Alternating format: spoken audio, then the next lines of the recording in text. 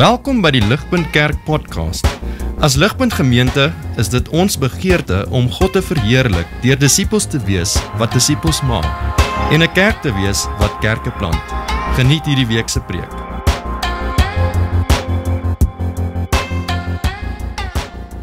En nou kom kuier. Moenie skrik nie. Maar baie welkom dis today. Ek wil sommer nou ook sê asseblief moenie uithardloop nie. Bly vir 'n koffie, daar's nog 2 volle potte koffie daar agter. Eintlik wat aandiens die lekkerste maak is dat ons baie langer agter bly en kuier. So kom kuier saam met ons. Dit sal baie. Soos klaar genoem is, ons gaan aan met ons reeks deur Handelinge. En terwyl ek hierdie sê, wil ek dit nou ook baie duidelik maak. Daar is nie volgende week kerk nie. Ek moet dit nou sê, anders gaan ek vergeet. Volgende week voorwaarts, en so ek wil net seker maak niemand kom. Don't be that guy. Okay. Daar's niemand hier nie. Ons kamp almal lekker, so kom kamp net saam en dan sit maklik. Okay. So daar is nie Handelinge volgende week nie. Ons Handelinge, okay. So ons gaan aan met ons reeks en dis ja, dis ons nog so 1 of 2 oor en dan gaan ons 'n breek vat en oor iets anders praat. Maar voor enigiets anders, kom ek bid weer vir ons kan nooit genoeg bid vir God se woord nie en dan kan ons inspring. Almagtige God en Papa Vader, ons kan nie U woord verstaan sonder U help nie. En so kom maak ons oop, Heilige Gees, kom maak hierdie teks vir ons oop, kom wys ons die krag van die evangelie in Jesus. En verander ons lewens. Pretoria het dit so nodig, Vader. Ek bid dit in Jesus naam alleen. Amen. So vanaand, soos ons kyk na hierdie redelike lang stuk, was daar nogals 'n duidelike vraag wat my opgekom het vir ons. Die vraag kom eintlik uit, ons is besig met die Alpha kursus op Woensdae en daar het ek 'n quote gelees wat al heel week by my sit. En die quote is deur Russell Brand, 'n redelike bekende comedian in Engeland en 'n akteur. En lees sê Russell Brand, dis so interessant. Hy sê, drugs and alcohol are not my problem. Reality is my problem. Drugs and alcohol are my solution. Reality is my problem. En so die vraag is, wat is dit van ons bestaan hier op aarde wat vir so baie mense, ons insluitend, unbearable maak?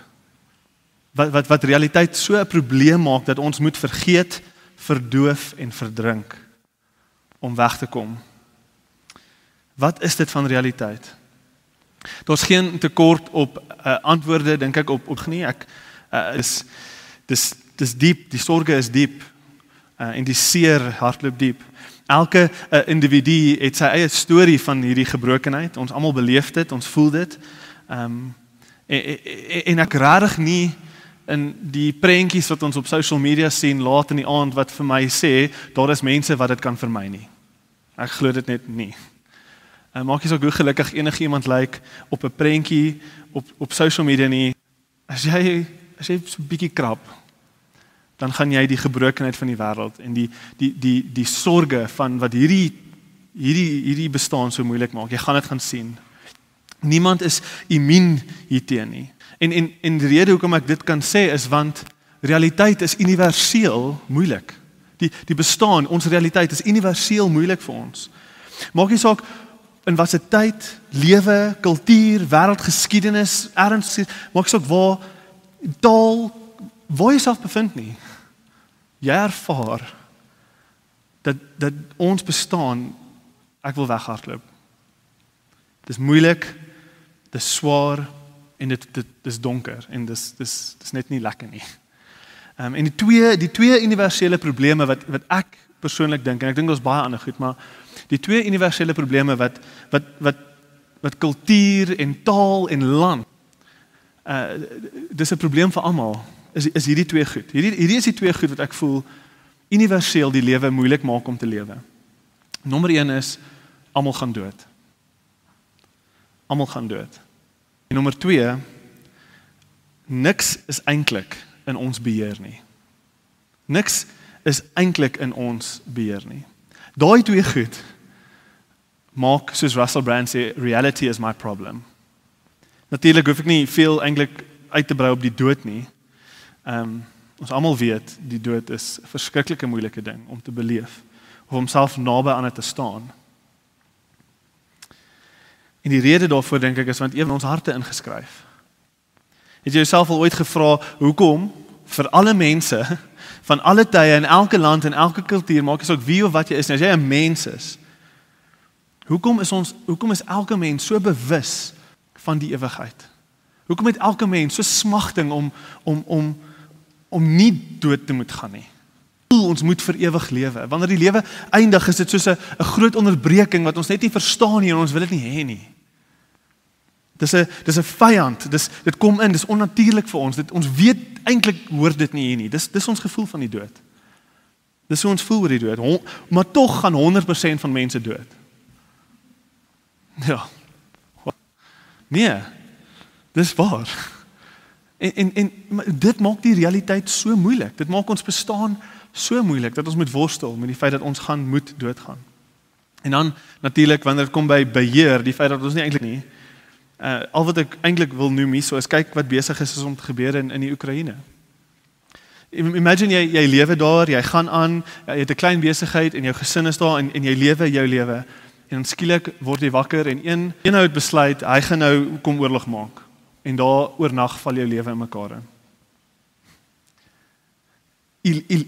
Beheer is 'n illusie vir die mens. Beheer, 'n vorm van beheer is 'n illusie vir die mens. Ons het geen mag. En iemand in die Oekraïne, dis so hartseer, ons moet regtig bid, maar iemand daar het geen beheer oor wat met hulle nou lewe nou net gebeur het nie. Hulle het geen beheer nie. Daar's die hoeveelheid dat jou pad, jou plan en jou vorm, jou idee van beheer kan onderbreek. Die hoeveelheid dinge is oneindig. Ons het eintlik geen beheer oor môre nie. 'n Karongeluk, 'n siekte, 'n rooftog, 'n dodgy regering, 'n verkrummelende ekonomie. Môre kan die son die volgende ster wees wat besluit hy wil nie meer skyn nie. Ons het nie beheer oor hierdie goed nie. Beheer is 'n illusie en veral vir ons jonger generasie. Beheer is 'n illusie en dit is die oorsprong van soveel angs. Ons is so bang, ons trek uit ons maale se huis uit en skielik besef ons hoe kompleks die lewe is en hoe min ons het. En dit krippel ons. Ons is vreesbevange. En so die vraag is, in die lig van the problem of reality, Russell Brand sê, ek haat realiteit, ek moet myself verdoof, net om deur die lewe te kom. In die lig van hoe moeilik die bestaan is, dood en ons het nie beheer nie, is die vraag, wat doen ons? Hoe kom ons deur die lewe? Hoe kom ons net deur die lewe? Gegewe, ons kyk na Petrus se preek in Handelinge, ek wil vir ons uitwys die kragtige en diep hoop van die evangelie. Vir ons om nie bang te hoef te wees vir die dood en vir ons om werklike vrede te kan ervaar in 'n onvoorspelbare wêreld. Daar is kragtige hoop en regte purpose in Jesus se opstanding en in sy koningskap, in sy heerskappy. Ek wil graag hê ons moet daarna kyk vanaand.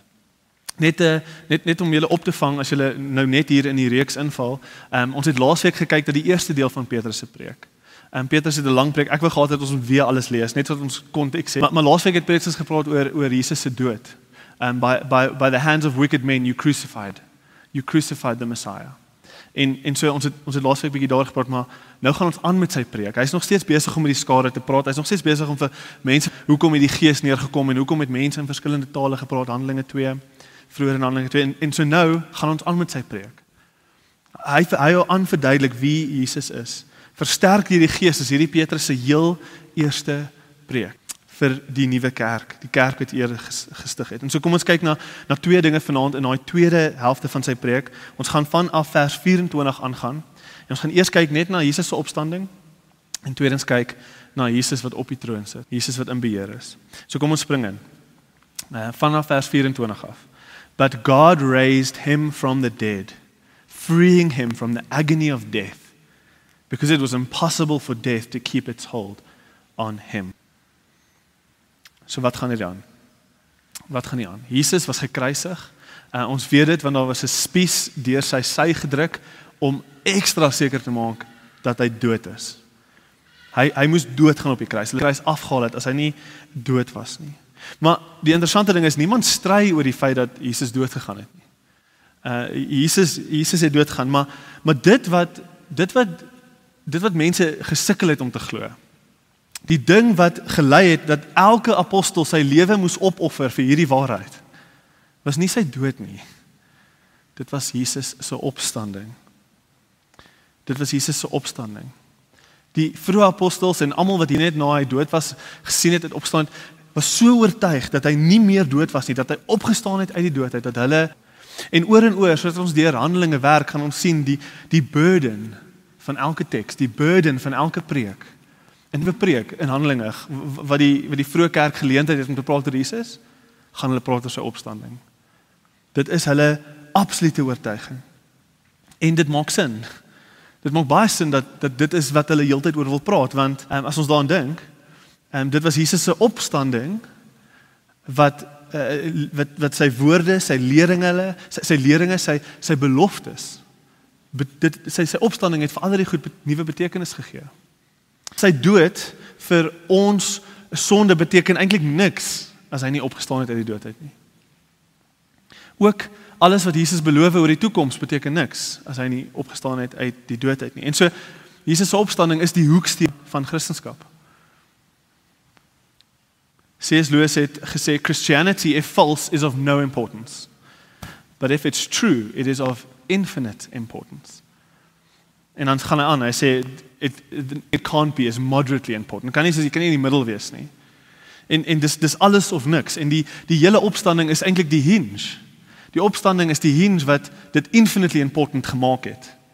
Want as die opstanding nie gebeur het, dan gaan aan, niks belangrik hier. Maar dis die feit dat Jesus uit die doodheid opgestaan het, wat dit infinitely important maak.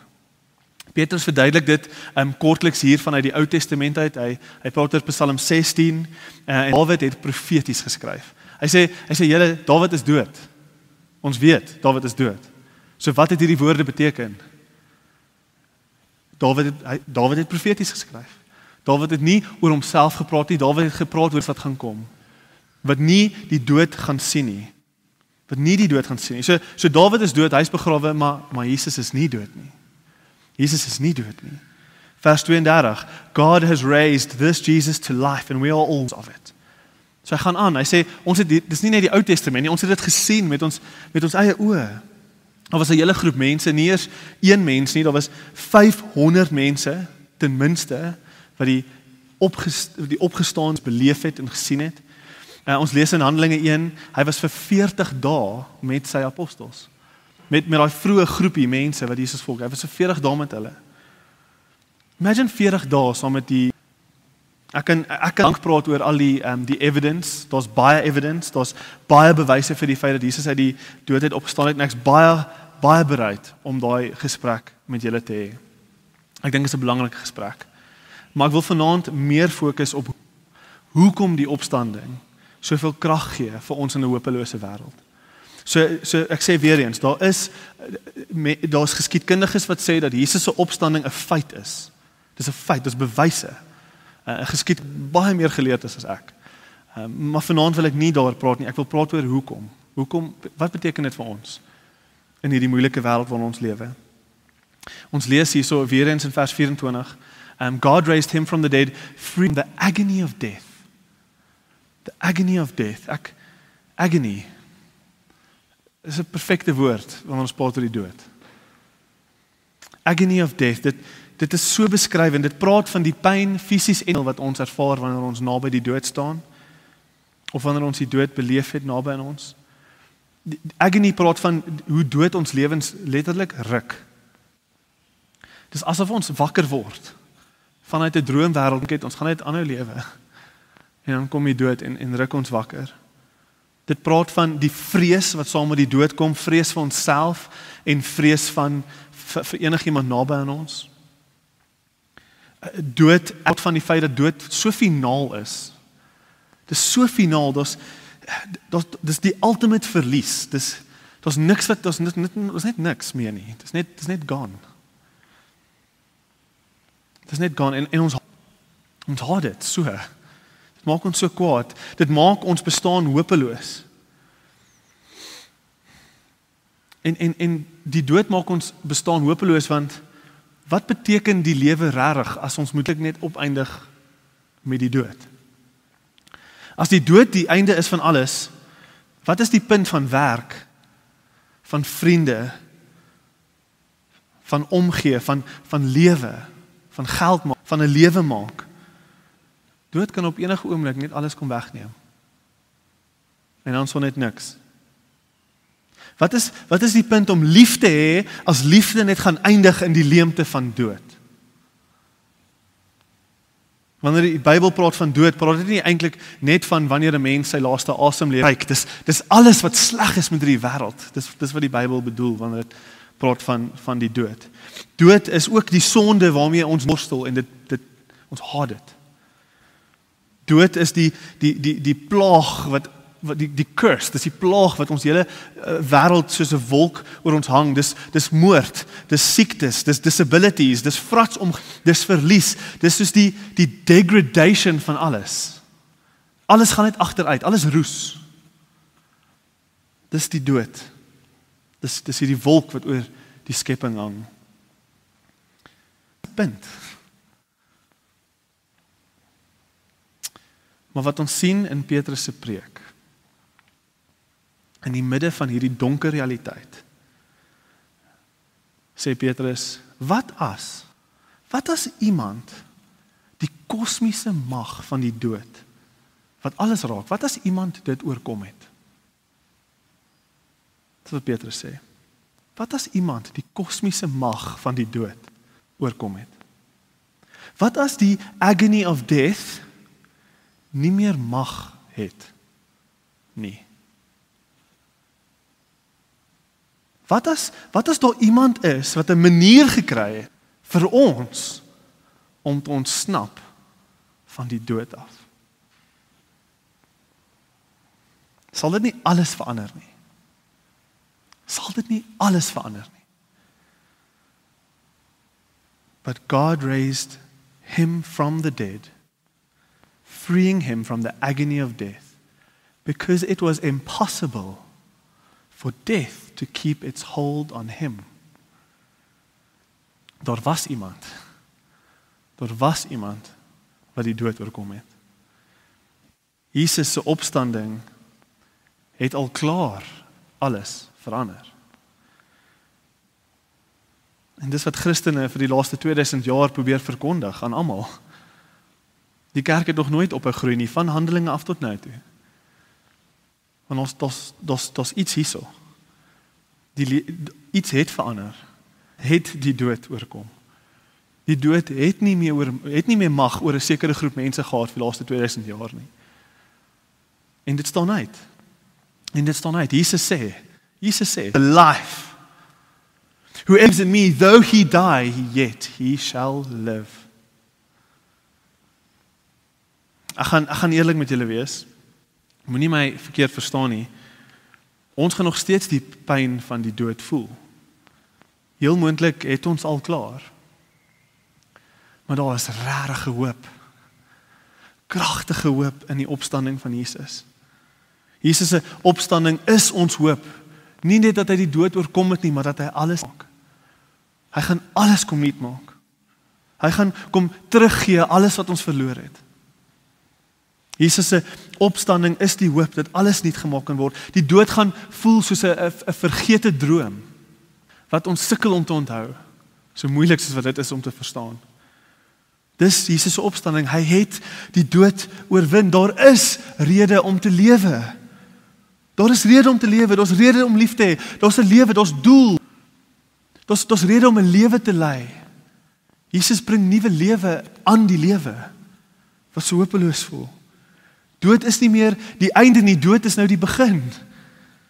Dis net iets wat deur ons moet kom, soos wat ons op Jesus vertrou. En so wanneer ons sondes en ons siektes en die dood, dit voel asof dit ons 'n bietjie oorweldig.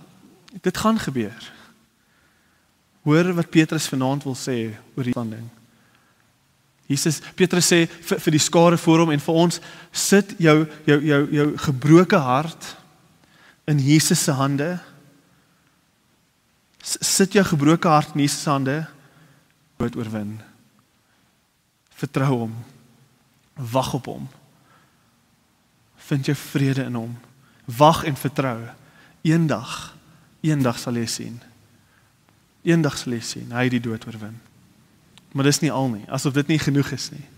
Asof dit nie genoeg is nie, is daar nog iets. Nie net het Jesus van die dood uit opgestaan nie, maar hy sit nou aan die regterhand van God. Ons lees, exalted, vers 33, exalted to the right hand of God. He, Jesus, received from the Father the promised Holy Spirit that he has poured out on us now. Die laaste deel van Petrus se preek aan die skare, sê hy nie net was die Messias gekruisig nie, hy het opgestaan, maar nou sien ook. Hy het alles gedoen en nou sit hy aan die regterhand van die Vader. As amper as 'n prys vir dit wat Jesus verduur het hier op aarde. En hoor, hy sit nou aan die regterhand van die Vader. Dis nie besig om sy mag op te bou nie. Jesus is nie besig om hy hoop nie om eendag alle autoriteit te hê nie. Hy het dit nou. Hy is nou in beheer. Hy was nou alle autoriteit gegee. Vers 33 sê, Christus is Heer nou. Hy's Lord, Sovereign, koning van die heelal. Al sien of erken die wêreld en die kultuur nie hier tyd nie, dit doen niks. Dit beteken niks dit verminder nie sy gesag nie. Hy's nog steeds koning, hy's nog steeds in beheer. Ek het dit regtig probeer die betekenis van hierdie uitlik en hoe ryk dit is dat Jesus op die troon is, maar kon dit ongelukkig nie beter sê as hierdie ou nie. Okay, so lees saam met my, dis 'n redelike lang quote, maar ek dink is die moeite werd. Dane Ortlund skryf in sy boek Deeper, oor hierdie is wat Jesus nou koning is. Jesus Christ is overseeing all that happens, both in the church and in world history at large. Our perception of an ability to see his rule may wane, but that is perception only. His actual rule holds steady, supreme, strong, exhaustive, all-seeing. No drug deal goes down apart from his awareness. No political scandal unfolds beyond the reach of his vision. No injustice can be exacted behind his back. When today's world leaders gather together they themselves are held in the hands of a risen Galilean carpenter. He is the most real thing in the universe. The Bible tells us in him all things hold together. Subtract Jesus from the universe and everything falls apart. He is not a bobblehead savior to be smiled at, added to an otherwise well-oiled life. No, he is the mighty sustainer of the universe, to whose supreme rule we will bow the knee in either this or the next. The Lord Jesus, the real Jesus, will one day silence the raging of the nations with a moment's whisper. Jesus rules. Jesus rules. Praat van die illusie van beheer in ons lewe. Die gevoel dat alles gaan oukei wees, want ek het my deeltjie gedoen, ek het hard gewerk, ek het alles in plek gekry, my admin is agter mekaar.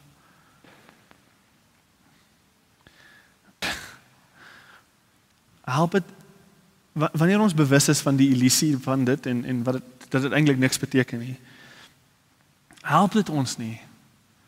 Help dit ons nie om te weet, om ten minste te weet dat die chaos in die wêreld, die chaos in die wêreld in ons lewens, die gebrokenheid wat ons beleef, die injustices, alles wat fout is. Help dit nie vir ons om te weet, ten minste is daar iemand wat weet nie. Help dit nie om te weet, iemand is in beheer van wat aangaan, nie meer as net weet wat aangaan. Iemand is in beheer van wat aangaan. Dis nie net random chaos nie. Jesus hy's in beheer, hy sit op die troon. Dis verseker moeilik om te verstaan dat hy in beheer is, gegeewe die gemors wat ons sien elke dag. Maar die alternatief is om te glo, daar is geen purpose nie, weet wat aangaan nie. Alles is random, chaos, geen plan nie, geen sekuriteit nie. Hoe lewe mens? In daai onsekerheid, dat alles is net random chaos, en ons nie 'n doel of 'n plan of betekenis agter iets nie. Niemand sit op die troon nie. Dis die alternatief. Hoe rus 'n mens? Hoe vind 'n mens werklike vrede op aarde as dit die realiteit is? Nee. Iemand gaan vir ons sin maak van alles, want iemand is in beheer.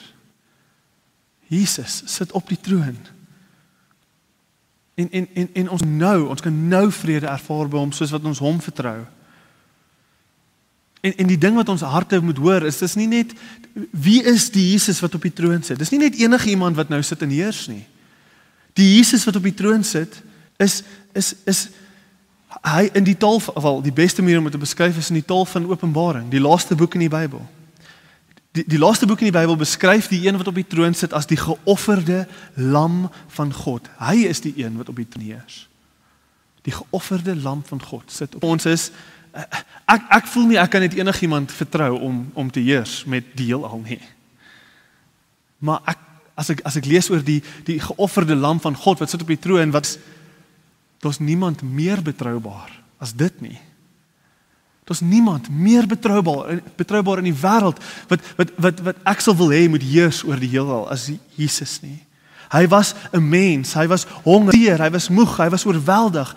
Hy het vriende gehad, hy het beleef hoe hulle hom in die rug steek. Hy het versoekings verstaan, hy het die gevalle wêreld verstaan. Hy het die diepte van ons sonde en ons seer verstaan. Hy weet wat dit beteken om te hê, hy weet wat dit beteken om sy familie te verloor. Julle Jesus, daar's niemand beter om op die troon te hê as die geofferde lam van God, wat hier saam met ons in die gebroke wêreld was nie. Hy sit op die troon. Maar meer as al daai, nie net het hy met ons gelewe nie, Jesus is die een wat sy lewe opgeoffer het vir ons. Hy was die een wat die gebrokenheid beleef. Hy het gekom om sy lewe op te offer, om dit tot 'n einde toe te bring. Al het hy nie eers bygedra tot die gemors van die wêreld waarin hy was nie. Hy het nie eers bygedra nie. Dit was ons skuld. Hy het ons kom verlos. Dis wat ons harte nodig het in angs. Dis wat ons harte nodig het om vrede te ervaar in die wêreld wat so intimiderend is. Dis om te een wat in beheer is dieselfde een wat die radikaalste vorm van liefde vir ons kom wys het. Dis hy wat op die troon sit. Ek soek niemand anders op die troon nie. Ek soek niemand anders nie. Dit beteken vir ons dat al verstaan ons nie dinge wat gebeur met ons of in die Oekraïne, of al verstaan ons nie die dinge wat gebeur met ons nie. Dit beteken vir ons kan vertrou.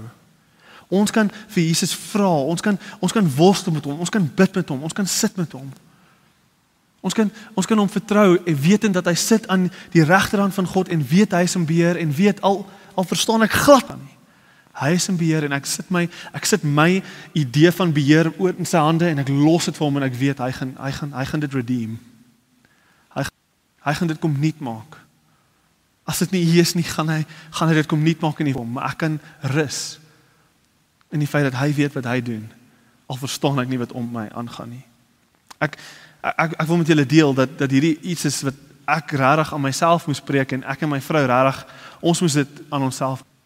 Ons het vroeg in ons verhouding, was ons baie oorweldig, ons het gepraat oor ons familie en ons planne en ons kom toe neer op 'n gesprek, ek en Sinead, waar ons altyd besef het, ons is wit warm, bang, vir dit moontlik vir ons 'n kind gaan gee met special needs.